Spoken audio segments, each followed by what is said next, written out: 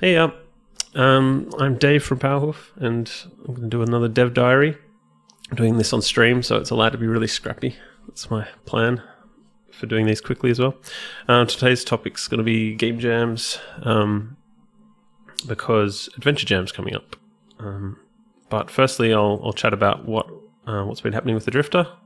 Pretty short Drifter dev diary today because there's not a whole lot to show. I've been continuing with what I was talking about last week, where I'd worked out for Chapter 7 a bunch of design fixes and things, and now I'm just putting them in. So there's a lot of kind of code stuff where I've changed the order of things happening, and so there's been a lot of like mind-numbing kind of like work, going through and changing variables and moving things around, and then going and editing lots of dialogue because the dialogue happens out of order now from what it was. The characters don't know the same things that they know at different points. Things like that, where it's like, I think I've got it, and then I find another place where like, oh no, in this bit that's like it's saying the wrong thing, or they may or may not know something, so I've got to sort of tweak all those bits. But yeah, Barney's been working another week on Acid Knife because he's been making great strides on Acid Knife, and so he's coming back onto the Drifter next week, so maybe have some more art to show. Again, I don't know how much of it will be spoilery, but I think there'll be some new art stuff happening, because that'll be nice. Maybe I'll start doing these diaries every 2 weeks rather than every week, because I'll run out of stuff to show that's like not spoilery as well. But yeah, next week is on to. Next week is Adventure Jam, which is a game jam I've been doing the last little while. So it's a 2-week Adventure Jam, so the next couple of these will probably be mid-jam, and I'll be showing off what I'm doing for that. And that brings me to the topic, which is game jams, obviously. And I've made a little presentation. So very prepared. I didn't bother you with PowerPoint. I just stuck some frames in Sprite. But yeah, so going on to the topic, game jams. So I'm going to give my tips, I guess, my sort of knowledge, my wealth of knowledge on game jams. I've done a lot of game jams in the past. This is our itch.io page. You can see lots. So most of these are game jams, and we've done really well. Like so won a bunch of them. Maitre D came first for Ludum Dare. We've won, and some of my Adventure Jam ones got first prizes, and we've won awards and things for different categories. And so yeah, I guess I thought, I could share my tips or whatever, like every other YouTuber does. I find the reason I like game jams is because they kind of provide a little test bed to try out an idea in a very short time frame. You don't have to try and make something good because you've kind of got an excuse to make it bad, because you've because all the constraints. Like if you make a game that's really horrible, you can't really feel that embarrassed by it, because it's like, oh, it's horrible, but we made it in like a few days or a couple of weeks or whatever. So that gives you an excuse to just try something a bit crazy. And I think for a sort of a solo dev or a small team, game jams are pretty much the best way to get a kind of prototype of a game, which then you can turn into a commercial product if you want to do that, or just expand to be a bigger thing, because you've got something, because potentially you've got the opportunity to do multiple of them quite quickly and get them out in front of people and have people tell you if they're any good. And you also just get that sense from making it yourself, whether it works or not. So Crawl, our sort of biggest game, came out of a little game jam we did that was just us and some friends. It wasn't even a public one, but the very early prototype that Barney put together for that was already fun for us to all play. So it was that was a good pick for our first powerful big project commercial thing. And Regular Basketball was a game jam that was released as a sort of public game jam game, like on itch, and then we kind of went back to it and cleaned it up and added some features and stuff, and sold that on Steam and stuff. And the Drifter as well. my main game is it didn't come. I guess the Drifter itself, it wasn't in a game jam, but it came directly out of Adventure Jam, doing an Adventure Jam where we did Peridium. So Adventure Jam's like a 2-week thing. There's no theme, you just got to make an adventure game.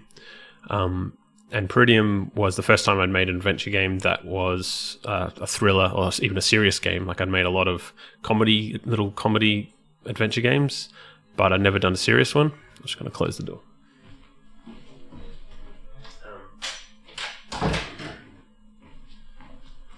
So yeah, that's the first time. Yeah, and I really loved how it worked. Like I really liked a lot about the way. I guess I liked the sort of style of narration I did, where it was first person immediate, which is like the character talking as if it's happening right now from the character's perspective, which I hadn't done before. And there's a lot of little nuances, which I was like, okay, I really would like to make Peridium, but a bigger scale adventure, and I sort of thought about making a kind of expanded version of that, but that was kind of a nice little tight story, and so I ended up coming up with an idea which was a bigger one. And Alluvium, the next year I did another thriller, and that kind of helped sort of solidify a lot of the ideas for the Drifter as well. And so the Drifter really has come out of game jams as well. So onto my tips. First one, don't crunch. So it's tempting to just pull all-nighters, go crazy on on no sleep and stuff, but yeah, get plenty of rest beforehand, take frequent breaks, and if you're gonna pull all-nighters, you'll probably want to do it towards the end of the jam, if at all. So right at the end. If it's 2-week jam, it's often just the last sort of night. I'll spend all night just trying to finish things up pretty much, or like stay up really late. But if you do it midweek or early in the jam, it just writes off the next day. Or you could crunch, and I mean, if you're going to crunch, it's better to do it here than when you're working for a AAA studio and it's a death march that goes on for 12 months and you're working 100 hours a week. It's better to get an idea of why crunching is bad when you're doing it for 2 days. But also, honestly, everyone crunches it during a game jam because might be excited about your idea. You've got a lot to do. You've got other people working on it who are adding stuff, and you want to do stuff too. So don't get too upset if you're crunching. It's scope small. This is kind of an obvious one, but it's the big trap that everyone falls into. Really, is you can't go too small in a game jam. Your scope, a good idea is to play a bunch of old Ludum Dare games. Just go for a previous year, and don't just pick the winners because you'll get demoralized. But you can sort of get an idea, get a feel for like how much people are able to do in that time, and then it's good to just try doing something that's the smallest possible thing you feel like you might be able to do in a day, if it's a 3-day jam. And then you can polish, you can spend some time like making it nice, or, iterating on it. Because the biggie is if you, try and get too much in your game or try and pick an idea which is just too big, you're just gonna, you're gonna kill yourself trying to get it done, and it's gonna not be something you're proud of. Or you could ignore that and just scope big, because if you're gonna fail, do it in a game jam, which I think is going to be the running theme of this talk. You might have picked up on already. It's a good opportunity to just see what can I get done in this time, or like what sort of things can I do. I've done that a couple of times. I think with in some previous jams I did. The Talwinium, I did that a bit. Like I was just like, I'm not even going to try and finish the game. I'm just going to see. Like previously, the first adventure jam we did, it was stuck to one room. The first one where I did the art myself, I also stuck to a one room game. But then the Telwinium was like, well, I'm doing the art myself, but I'll pick a style I can do, and I'll see what happens if I just make a bunch of rooms, like a lot more than I normally do. Like usually I would just stick to like maybe you want 2 rooms that you might go in between, back and forth between, and then a final room where the climax of the game happens. And that sort of size is good, but sometimes it's fun to just see, well, what happens if I just try and do too much, you know? And I think there's some other games like that we've done, like the basketball one, felt like that's a lot to try and do, but we kind of pulled it off, more or less, things like that. So again, yeah, just give it a go, see how it goes. Next one, eat healthy. So lots of fruit and veg, hydrate, lots of water, because yeah, you've got to be in good form. You don't want to be feeling really gross and sick, and not able to concentrate. Or you just eat really unhealthy. I mean, it's a party, it's for fun. Like, just eat nothing but pizza. You know, offset your copious alcohol intake with lots of coffee and Red Bull, and just like, you know, it's only a couple of days. It's not going to ruin your health forever. Try that out, see how that goes. Plan ahead. Plan ahead's good. A very good tip. You want to sort of go into the jam knowing, or like, you know, have at the start of jam, come up with a plan so you know you're not going to run out of time at the end, have to cram. So work out, you know, when you want certain things to be done. So for a say 3-day jam, I want to usually have the idea sort of idea worked out, and just have started sort of roughing out the actual game for before the end of the first evening, if it's like starting midday or something, and then the next day kind of be getting that stuff in, like getting it playable and working, and realizing it just doesn't work at all and it's terrible, and then the last day, want to, like, most of the time it seems like I wake up and it's like, okay, I think I've worked out how to make it not terrible, and then you've got that time to put it in. But you've got to plan ahead for things like sound effects and things like that, and UI, because if you leave them to the last minute, they won't go in, and they do make a big difference. Like, you know, time for polish and things like that. Yeah, and for the adventure jams, I kind of list. It's good to list out, like, day by day, okay, how you want to break up the things you're working on. Because I've done a few of them in a row now, I can kind of judge how ahead or behind schedule I am based on like where I was at previous years, which is pretty helpful. And I kind of copy and paste the schedule I had from last year, but I tend to just slip a lot anyway. But it's good to know, okay, by this Tuesday I need to have all the dialogue written so that we can do voice acting or something. Or you can just wing it. I mean, I can say plan as much as I can. I can say plan, but honestly, half the time we don't. Like the maitre d', we just like, which was probably one Ludum Dare. We just sat there and then we're like, what should we do? What about a game where you've got the guy that can stretch in some way? And that was all we had. And we just sort of started making stuff. We didn't plan anything. It was a bit stressful, but we that got first prize. So to tell Winium, I sort of didn't even plan to have a finished game. So this is last year's Adventure Jam, which won again. And I'm planning to make a sequel this year. This one didn't plan a thing. Like, I sort of had an idea of what I wanted to do, but I sat down and was like, I just want to kind of make a bunch of stuff, like make the scope too big to actually accomplish. And just see what happens. And I didn't really have an idea for the ending of the game or anything like that. I was just like putting stuff in, and it wasn't until quite close to the end that I was like, oh, I think I thought of an idea that I might be able to do. And you know, it works. Like, it's a good time to just try something random, like not planning anything and seeing how you cope with it. Being flexible is good. When you go into a jam that's got a theme, you don't want to sort of have worked out exactly what you want to make, partly because you'll just be disappointed. It doesn't fit the theme. You'll be trying to sort of shoehorn it in.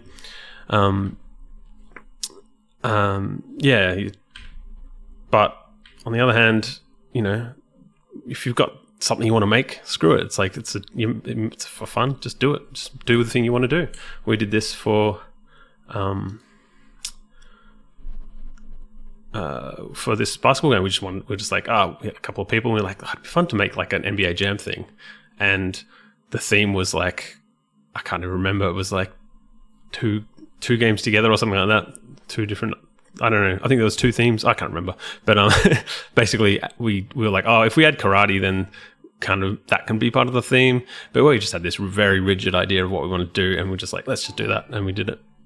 And so that can work. Like, again, every jam, you've got, lots of opportunities in jams to try lots of things. So just try going in with something you want to do. The next idea is next tip is to throw away the first idea. This is again mainly for when there's a theme for the jam. Everyone's going to do the first idea that pops into their head. It's the most obvious one, and your game's just going to be boring. Like, this is a tip you'll hear a lot. Your game's just going to be identical to everyone else's game. Just like, yeah. So usually the first 5 ideas you come up with based around the themes, like everyone's going to do those ones.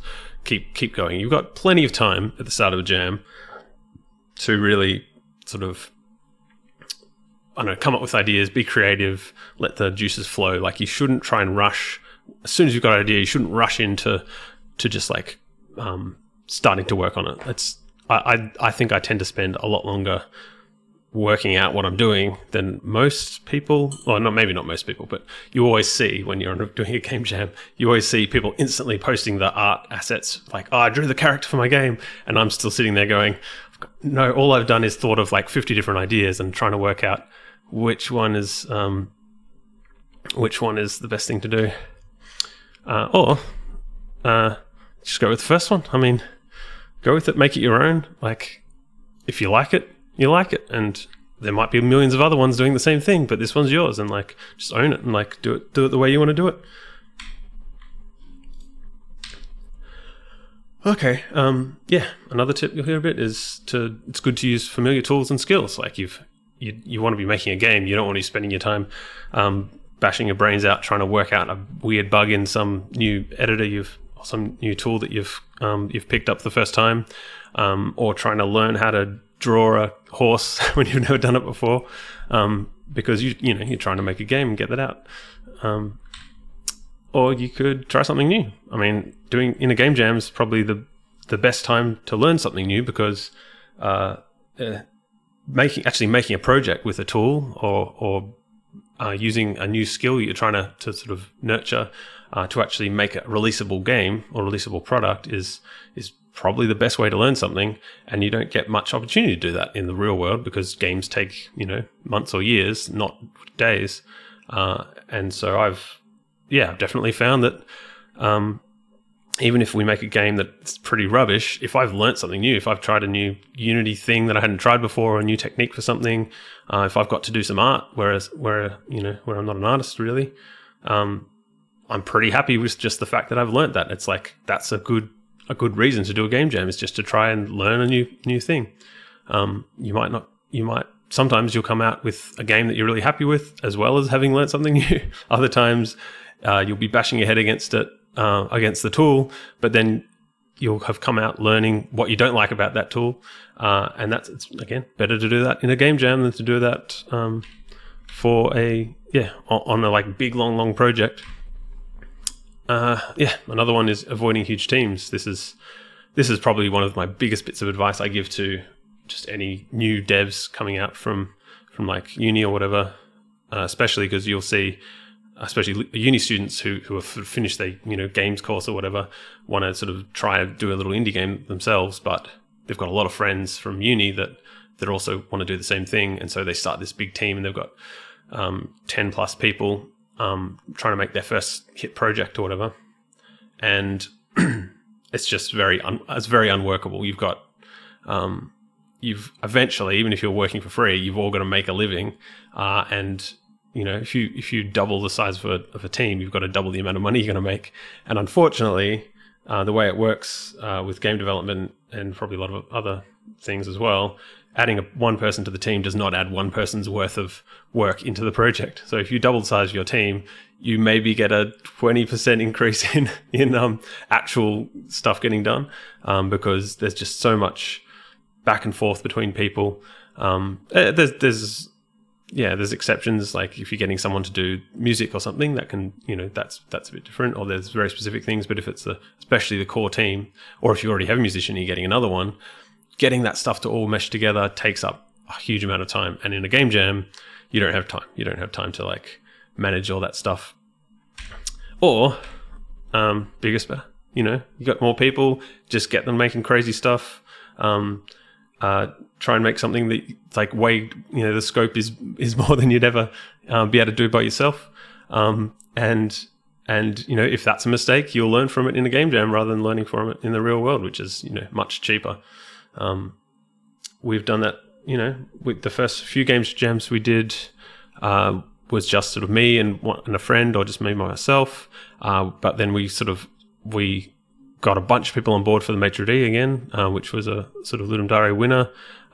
So we had, 2 coders and a separate, an artist, level designer, a bunch of people, and same for, a few of these have had bigger teams.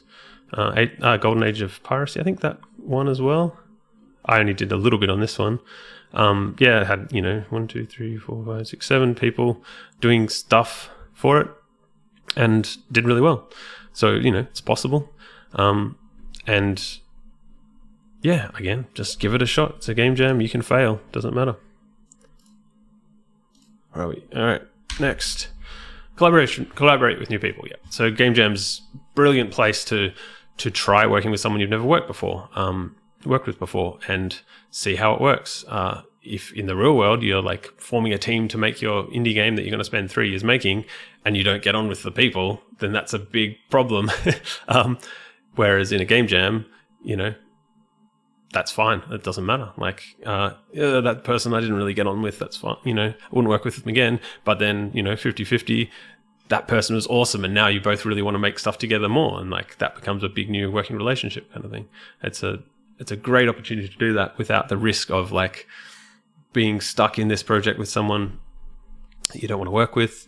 And also there's a lot of other people during a game jam that are looking for people to work with. And that's it's very easy to like get people, doing stuff with you. Whereas usually that's, a lot harder because you've got to show them that you've got something that they might want to work on. Whereas in a game jam, no one has anything yet at the start. Or keep away from other people, work on your own, try that out, see what you can do just by yourself, do all the bits yourself. Don't get anyone else involved, and do all your own sound effects and music and art and coding and writing, and enjoy that part of it. And have fun. I mean, that's kind of an obvious one. Like, game jams are meant to be fun. They're silly.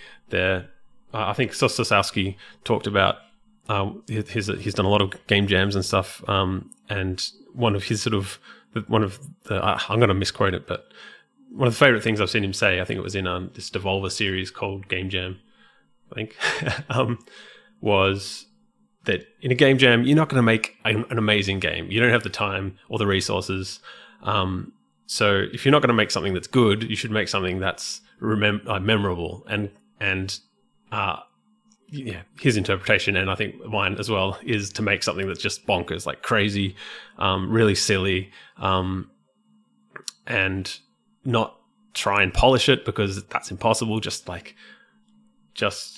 make it completely over the top ridiculous, or take it seriously. Like, make something is like super polished, tight experience that you're following all the best, indie dev advice, and really trying to win, trying to make the best game you can. That's like, you'll learn a lot doing that. You'll learn about polish. You'll learn about what sort of tips and what sort of things will sort of really take your game to the next level. But yeah, in conclusion, I mean, there's no one thing you can do in a game jam. The whole point of a game jam is you get to try different things. So all the sort of YouTuber videos you might see, or lists of tips, they're just general, like, this is kind of a thing to try. It's like, you can fail in a game jam and you've succeeded because you haven't failed in like a big proper project. And so that's really, I guess, one of my sort of main takeaway of this little talk thing I'm doing is don't stress too much about doing a game jam right. Just try stuff, like, and then do another game jam. There's a lot of game jams you can do. If you do something and you didn't like the way it worked in a game jam, just do another one. Look, this is like the itch.io game jam schedule, and it's like there's just constant stream of game jams. So you'll get another opportunity to try new stuff. Or, probably the wiser thing, look at the advice that people give and follow it. Like, especially if it's your first one, that's a good thing to do. I don't really know what I'm talking about. Most people don't. They just like think about what the best thing to do maybe is, and then advise that. And a lot of the time that advice is good. So you should probably stick to it and ignore me saying just try anything you want. But don't stress yourself out if you're not doing it perfectly. All right. So that's my game jam talk. Don't expect these sort of little talky things to be that prepared in future. This is one I'd sort of wanted to do a lot for a while. Like I sort of thought about how I'd kind of give people tips on game jams, and just trying random things was one of them. So Adventure Jam starting next week. I'm gonna try and do a sequel to Telwinium, which is my last year's one. Don't know how it'll go, but we'll see. So yeah, next week I'll try and do another little dev diary and probably chat about that a bit more, see how I'm going. I haven't really thought, like with Adventure Jam, you're able to start stuff early. Start design and writing early, which I haven't really done. I've started some design rough ideas just over the last year, but nothing really solid. So I've got to work that out. I might spend a bit of time tomorrow doing that. But yeah, hopefully some people join on Adventure Jam. And if you want to try out a new tool, try out my tool PowerQuest. Make some games with that with me. Maybe I'll put the link to Adventure Jam down somewhere in the description as well. But that's it from me today for the YouTube Dev Diary thing. See ya.